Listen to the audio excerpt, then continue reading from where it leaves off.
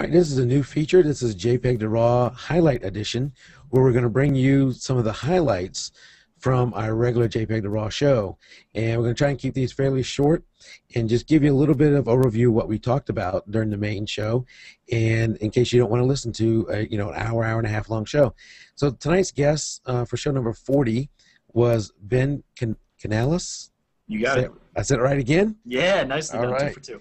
So with Ben, we went over two main topics. One is his star photography, which is amazing. Be sure to check out the show notes for what some of the links to that. And the other was his time-lapse video. So, Ben, on the star photography, when you come to a site and you're looking up, and you probably just see a dark sky without hardly any, maybe a few stars here and there. Right. What is one of the first things you do? You put your camera on a tripod, and then what are you doing? Yeah, our cameras are amazing at light gathering, and so basically use my camera as a night vision goggle, put it on the tripod, crank the ISO as high as it's going to go, and I just start taking test shots. So I'm not worried about the composition, but basically doing these exposures, I can see what's that direction, I can see what's this direction, I can see where the light pollution is. So use your camera to do test shots to sort of see everything around you and then start making some decisions on your composition you want to go for. Yeah, great. And then you mentioned light pollution. So I live in the Atlanta area. I just can't go out my backyard and start shooting. Just a general rule of thumb of how far do I need to get away from a big city to kind of limit that light pollution? Yeah, the sad fact that I've heard is that 90% of Americans have never seen the Milky Way before. And so, hopefully that number can dwindle as more of us make it out to the national parks and whatnot. But so you want to get as far away from the city as possible. Farther is always better. I try to at least start at 50 miles. That's kind of my inner ring, and I know I'm going to deal with a lot of light pollution even at 50 miles. If I can make it out to 100, the shots are going to start getting dramatically better. And then 150 and even further on, it just gets darker and darker and more contrast with the night sky. So if you can make it out 50 miles and then anything beyond that, it's just going to be better. Now, one quick thought in regards to this. Unlike astronomers, we're not shooting straight up. We're shooting towards the horizon. So be aware that you don't want to point to another big city. It's not just about 50 miles away from the city, but 50 miles out and then looking out towards more darkness because we're shooting towards the horizon. So be aware of where you're pointing. Yeah, no, that's a great point because when you normally stargazing, you're looking up, which may limit that light pollution. Right, a lot. Yeah. And Ben, I think you had mentioned the website that you helped to find that was Dark Star Finder at jshine.net, correct? Yeah, so if you just Google search Dark Sky Finder, you'll find he has this cool program where he kind of overlays population densities on the Google map, and you get a real good idea of how far that light pollution bubble extends out or maybe where you can find some pockets of dark skies.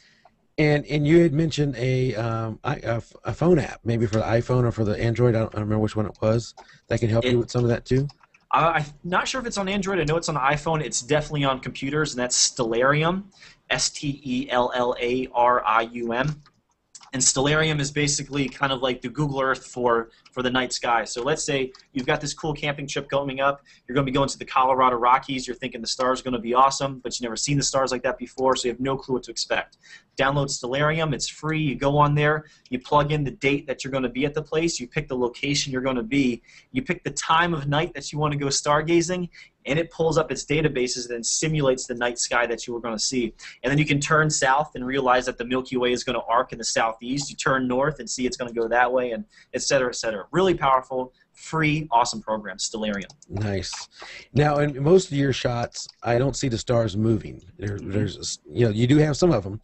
So what you have a rule to set your exposure, and basically a rule of thumb for not getting movement that's in the star. What do you call that?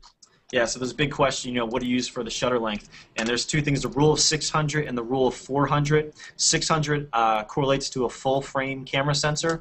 So basically, if you have a 20 millimeter lens, you divide 600 by your focal length of lens, that gives you 30, and that basically means 30-second exposure before the stars will start to track in your shot. If you have a crop sensor, you're going to use 400, so you'll take that same 20 millimeter lens, but now you're dividing 400 by 20, which gives you 20 seconds. So you've lost 10 seconds of exposure because of the zoom factor in the crop sensing. Now, let me just say this. That is not like an end-all thing. If you have to get more light, go for a long exposure, but that's kind of a good guideline to start with. Yeah, it's more of a guideline, right? Yeah. All right, and then in your the other topic we covered was your time lapse, and you did an amazing time lapse just recently. You've done more than one, but the most recent one was Finding Portland. Is that what it's called? Yeah, yep. And with that one, you did it over a short period of time, about 2 months, maybe a little less. 51 days. 51 days, and that's less. That's like a month and a half. And you took how many photos during that time frame?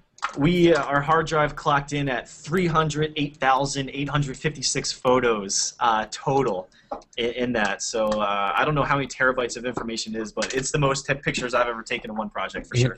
And all in RAW, right? Oh yeah. Some in full RAW, but definitely all in RAW. Wow, amazing. And Tim, you had a question about his. Yeah, in the video you said that you had 6 seconds of video for the time lapse. How many photos wound up in the actual shot then for 6 seconds? Yeah, so the time lapse is you're taking these repetitive pictures over and over again, and traditionally it's somewhere between about 300 to 500 images that make that 5 to 6 second final video image. So it's a lot of pictures that go into those few seconds for sure. And a lot of work, post-processing and all that. Well, yeah. Ben, thank you so much for coming out with us tonight and being able to reschedule to a different night. Appreciate the rescheduling for us. Oh, no problem, man. My pleasure. And, if you're listening to this, the new JPEG2RAW highlights, and you want to hear more about Ben, check out the full show and check out the show notes. We'll have links to everything that we find about Ben. His website, his Facebook page, his 500px, and his Google Plus page, and his videos on Vimeo, I believe. So we'll have all that in the show notes. Thank you again, Ben, for coming out, and thank you, chat, for coming out there too. We'll see you again next week. Thanks, guys.